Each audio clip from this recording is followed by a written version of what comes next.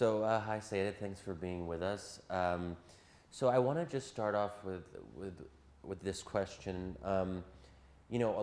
More and more scholars and outside researchers are interested in the model of Ennahda in Tunisia. But what would you say outside scholars get wrong or misunderstand about Ennahda and other Islamist movements more generally? I think one of the most important points, which is often missed, is that these political parties, and especially Ennahda, are actually very national organizations who are more linked to the national context than actually, a kind of mother, like a sister company of a big federation.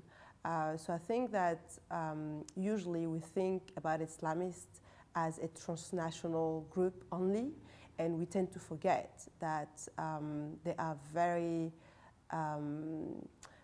attached to a national history and national challenges and a national culture as well, which then explain a lot of their positions, especially on social issues, but also their political strategies, which are more which have more to do with the national actors than actually something which would be more transnational. So I guess what you're trying to say is that outside scholars sometimes assume that Ennahda has links, let's say, or ties to the Egyptian Muslim Brotherhood, or they see it as part of this transnational Islamist movement.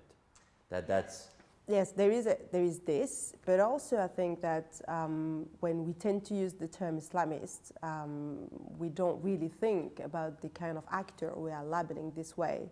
We all label them Islamist, no matter what they do, where they are, what about their identity, what values they are standing up for. So I think that we forget sometimes to introduce a bit of complexity when we think about these organizations, but actually they are very complex. Right. Yeah. So, and then this kind of leads me to the second question. What do you think other Islamist movements get wrong or misunderstand about Ennahda? Do you feel like you're misunderstood in some ways? Well, sometimes I think that we are judged as a political party that we are not. So people tend to show a disappointment or tend to say that Ennahda compromised too much, for example, regarding the political decisions that we took since 5 years, or that Ennahda is not really, an Islamic value-based political party. So I think because of history, probably because of this, dynamic in the beginning of the 20th century, and also, the also dynamic that we saw straight after the independences and the international cooperation maybe between a lot of leaders from these parties all over the Arab world. Well, I would even say all over the Islamic world, maybe lead a lot of Islamist parties in other countries to believe that we are all the same.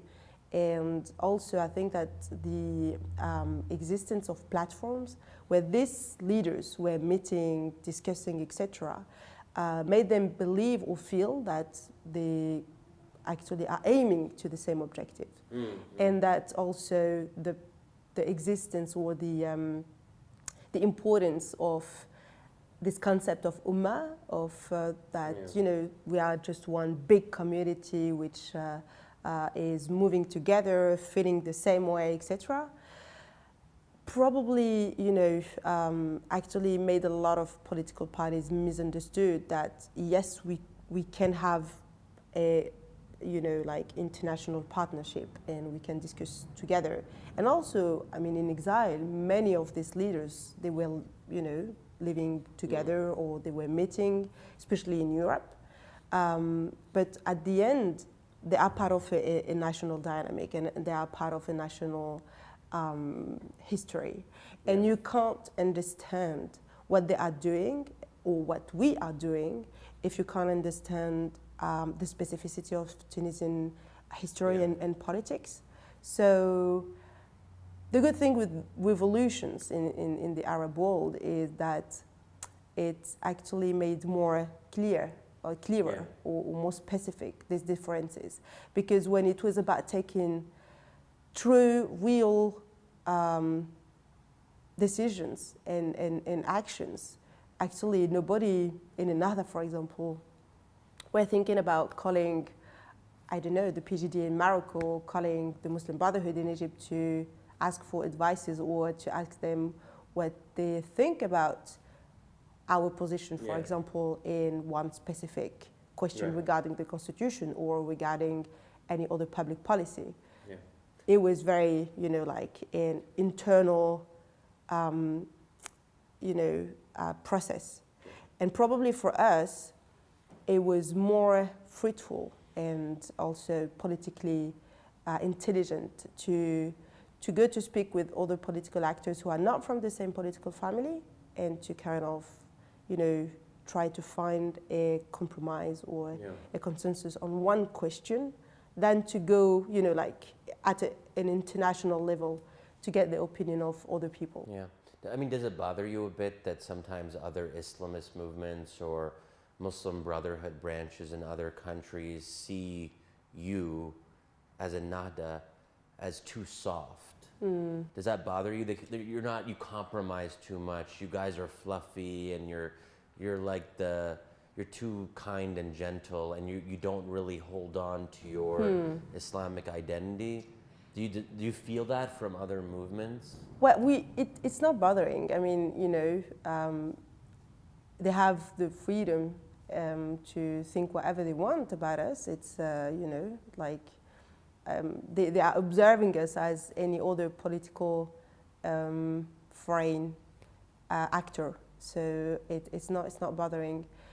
Maybe this attitude has something to do with them, because we need also to understand that for Egyptian Muslim Brotherhood, they always consider themselves as being like the head of the umbrella organization, and all of us, we are like, following.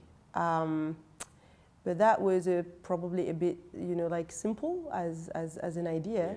And it also has to do with Egyptian history. I mean, they always considered themselves as the leading country of the Arab world. And probably it is a bit disturbing for a lot of political actors and a lot of, countries in the region to see that we are going in our own dynamic. So, and that also, we're thinking about the interest of Tunisia. We're not thinking about the interest of the whole, of other countries. Because we very quickly understood that it's good for our national balance and also for our national cohesion to actually care about what's happening in our country, and to not go too much into like international declarations, etc. It's not that we don't have an international policy; it's rather the contrary. I think that we are one of the Muslim or Islamic political party which is having the most, like developed foreign affairs committee, and is really keen to go everywhere to explain what we are doing, to reassure people, to also explain what's going on in Tunisia, to promote this Tunisian experience. But we tend to have a very Swiss kind of strategy, to be neutral, to always care about also, having good relationship with everybody, especially our neighbors who are also very important for us, especially in North Africa. And it's important for us to not threaten Tunisia's security and national security by, like just going like this and making declarations and, And so, in our discussions over the past 2 days, there was something interesting that came up. And I think you made the comment that the main secular party in Tunisia, Ennahda Tunis, has sometimes issued press releases or statements, and they'll conclude the statement with a verse from the Quran, which isn't what you would expect from a secular party, especially a secular party with a French influence.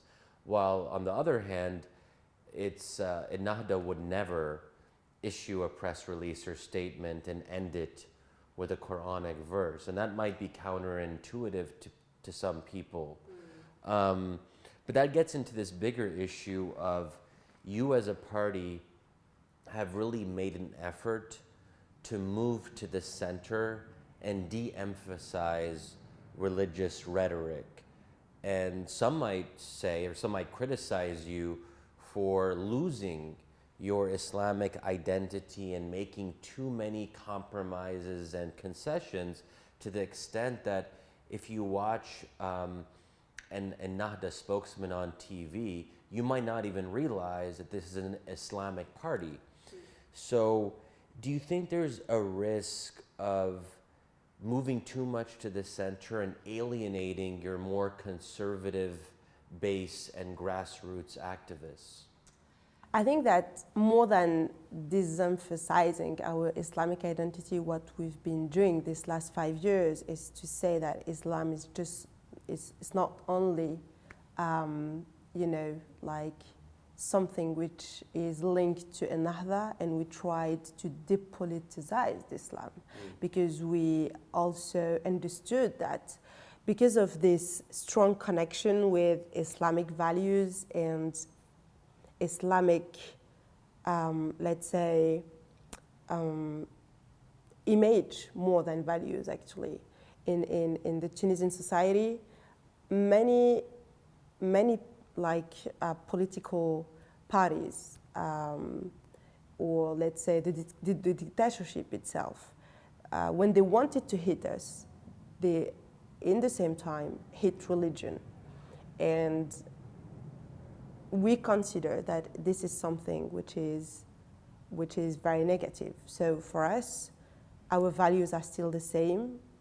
We strongly believe that we are an Islamic-based value political party, that Islamic values are actually the moral resources of our political action. But it is important to make every single Tunisian able to endorse Islamic values, but also, all what is about an Islamic practice. So this is let's say, a consequence of an analysis of the way the regime and also a lot of secular political parties were acting toward us because of the use of Islamic references. So what we try to do is a kind of like neutralization of the Islamic discourse, and to say that everyone can actually use it, and that religious practices are something which are protected by the constitution. It's not only about Ennahda. And for us, it's important. It's part of this,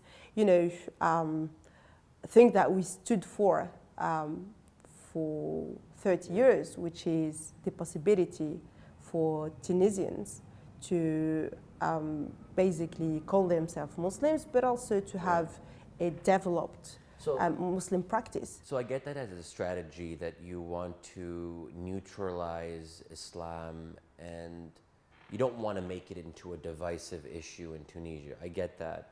But at the same time, if you want to win elections, sometimes you have to rally the base. And for people who aren't as politically sophisticated, they don't understand, they sometimes might not understand that broader strategy. They want to be mobilized, they want to be inspired, they want to believe in something, they want meaning in their politics. And if they see their party, Ennahda, not speaking in that way, they might not be as excited to vote for you. You might lose some of that grassroots support. So do you feel like there might be a kind of trade-off? The first thing with Ennahda to understand what Ennahda are doing is to get also that Ennahda is not thinking in this moment only as a political machine, which role is only to gain, votes and to win elections. We are in what we consider being a transitional period, but more than that, we are in a building moment. And we believe that it's more important that actually people chill out about having or using Islamic references in the political scene, or that the state is also, going more into protecting religious liberties than just having this traditional anti-religious or very secularist attitude that was the case, since the founding of the Tunisian modern state, and that it's probably more important for us in a very long-term view to, accept the fact that we need our population as a whole and our state as a structure to be able to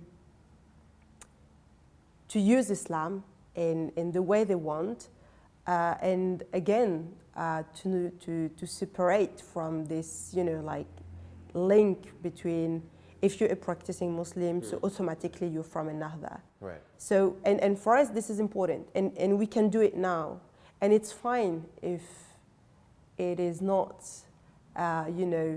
as relevant as you probably may think, or most of the analysts may think, in terms of electoral strategy.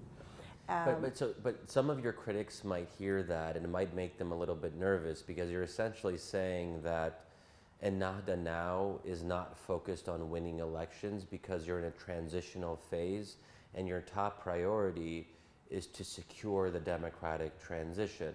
But what happens after the democratic transition is secured?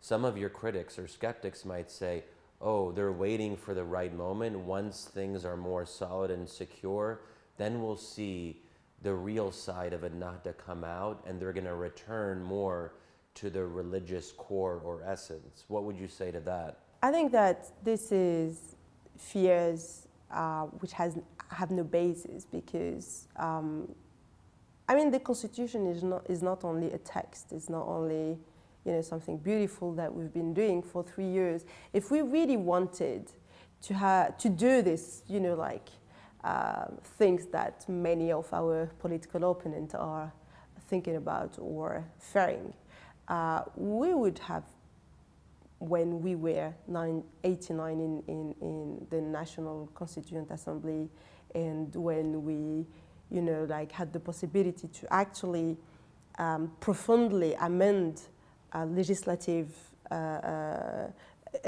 framework to be able to do so, we actually stood for enough protection and guarantees so that doesn't happen.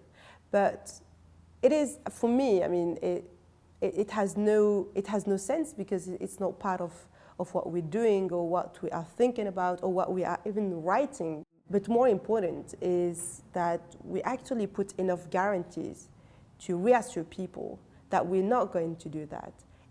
We don't even think it's a good thing, Yeah. For us, it's not only a political position to say that we're for freedom or we are for, we are Republicans, and we believe that the best regime for Tunisia is a democratic republic. So, but some people might look at the example of Turkey, for example, and they might say, well, the AK party in Turkey, they had de-emphasized religious rhetoric. They were portraying themselves as a national party. They were bringing on liberal members and having a broader coalition. But once they were able to kind of sideline the military and to kind of strengthen democracy in the country by removing aspects of the deep state, then we see Erdogan and the AK Party returning to a more explicitly religious rhetoric and being more aggressive in their politics and alienating secularists. So some people, they see that Turkish example and they say, you know, Islamists, they play nice when they have to play nice, but when there's an opening, they shift to the right of the political spectrum.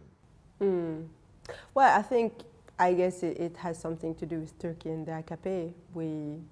We're not predicting ourselves following any kind of example. We are doing our own thing, and we are probably doing it differently from other countries. And it is more, you know, I think if someone wants to kind of think about our coming strategies, has more to look at the change that there is in the political scene in Tunisia than actually to kind of, you know, expect us to follow any other foreign model. Yeah. Okay, and then, you know, looking back at the last 5 years, I mean, a lot has happened. And you returned to Tunisia after living abroad for most of your life in 2011. So this has been a huge change for you, not just as a member of parliament, but also as a Tunisian yourself. You know, this has been an incredible change in your own life. So I'm curious, looking back at the tumultuous events of the past 5 years, what, you know, and if you're trying to rethink your own approach to politics, can you point to a mistake that you made, or as a party, or that you made as an individual? Is there anything that you would have done differently knowing what you know now? A very difficult question. Or is there something that surprised you? In Tunisia? Yeah. Actually, I think my own trajectory is not specific. You know, a lot of, I mean, if you look at many former exiled people, when they come back to their country and when they want to take part to the politics and also to take part to the transitional period their country is going through, you will see a lot of similarities. I mean, I don't know. Probably the I'm gonna say a funny thing, but Paris, to grow up there, it probably has an impact on people, their own lives. And especially growing up in a very, very secular country when you're a Muslim, and a previous, like, you know, empire, which your party, your country, sorry, was part of. I mean, it gives you a lot of like mixed feelings, your own life, your whole life, and it pushes you to think about diversity. It pushes you to think about the place of minorities, for example. So probably this is why Ennahda, those who are the more like, you know, keen to think about minorities in Tunisia, because, you know, many of their members or their leaders were a minority in other countries. So, and also, again, you know, this very, very secular country, which is very anti-religious, France. When you are yourself a religious person and coming from an Islamic party, it's, you know, I think it definitely drive you to rethink about what you are and to justify, you know, the values you believe in, or the way your political family is functioning. And it also probably has something to do with the way you do politics, and, you know, the way you communicate, the way you also you are keen or not to, you know, establish relationship with people who are different. and it was an important moment for us as a political family to be there, to be in Paris or to be in London or to be in Germany or in Italy. I don't know if it's determining of, you know, what we are today or what we are doing today, but it definitely helps us to have this sense of, you know, diversity is important and you should listen to the other. And what the other is meaning or doing or believing in is not automatically something bad. Yeah. Because ourselves, we were living in societies where not everybody was thinking like us or living like us or having the same religion. So it definitely had a very positive point. But in some ways, I think living in France must have been a difficult experience in certain ways as well because of the aggressive French style secularism. And from what I understand, because of French law, you know, when you were going to school in France, you wear the headscarf, the hijab, that you actually had to take off your headscarf in order to be able to go to school. Yes. This is why I think that religious liberties is actually very important. It's because I've been deprived from one in a democracy. So I know that you can't be a total democracy if you actually forbidden a specific population to, you know, like exercise a right. And the fact that I've been going through that personally, and you know the feeling that you have as a teenager in front of your high school, taking off your hijab and wondering about your identity and wondering if you really believe in, you know, like wearing a hijab, etc. Because it's definitely a challenge in that country. And it's not only, you know, in high school, but it's even after. For example, in university, it is legal, but you are definitely discriminated. And I've been, you know, like excluded from class several times because of that. So you always have to yourself kind of lobby or advocate to make your right respected.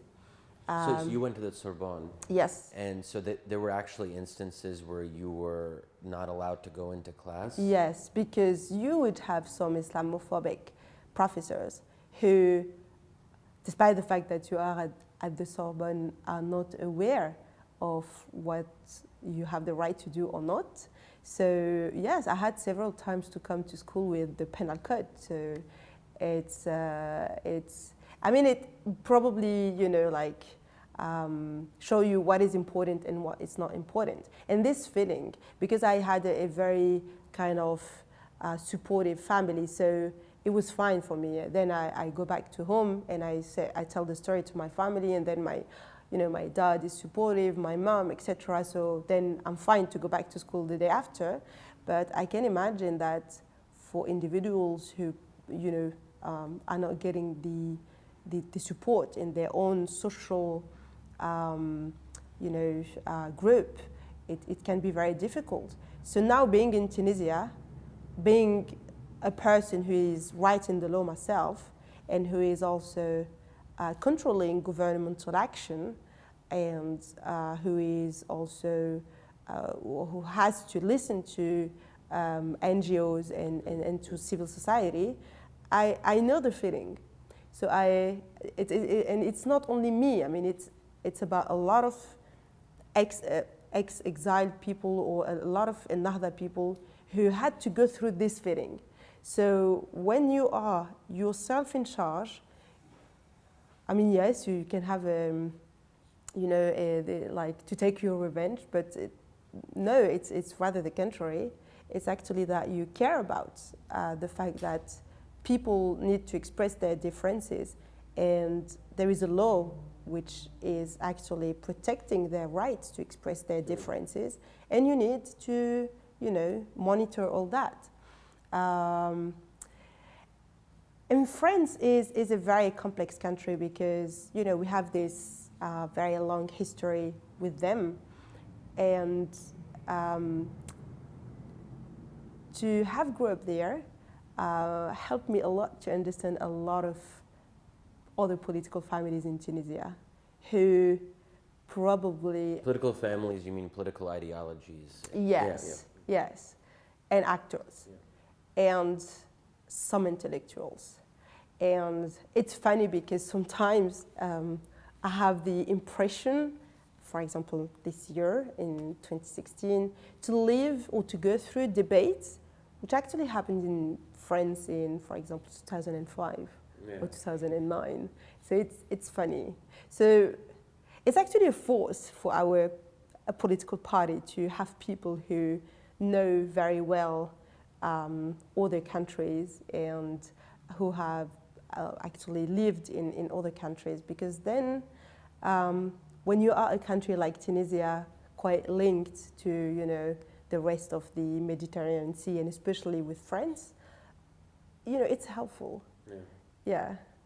So for example, there is this, you know, like this kind of new parliamentary group who went to suggest a law on banning the niqab in Tunisia. And it is made exactly in the same terms than France in 2009. And so actually it's quite interesting because you can anticipate, you know, the whole debate about it. So yeah, and probably this is also what makes Ennahda different from a lot of other traditional or Islamist or conservative political parties, is that they have members who are getting the right place in, you know, the structure, who are able to, you know, anticipate in a lot of, projects. Great. Well, thank you so much. You're welcome.